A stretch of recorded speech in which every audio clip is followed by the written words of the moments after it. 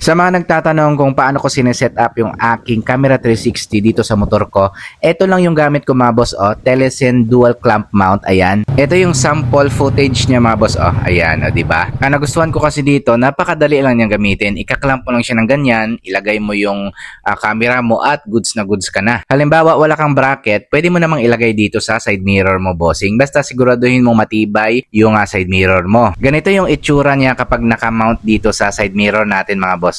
Diba? Tapos ito naman yung sample footage natin.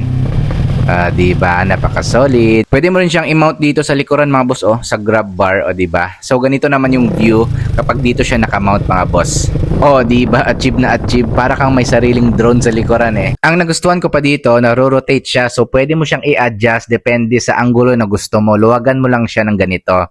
Diba? Kung gusto nyo rin ito mga boss, ilalagay ko na lang yung link dyan banda sa may baba ng video. Sa ibabaw ng pangalan ko kung saan ko ito nabili para same quality din yung makuha ninyo. Yan lamang, ride safe always mga boss, and see you in the next one.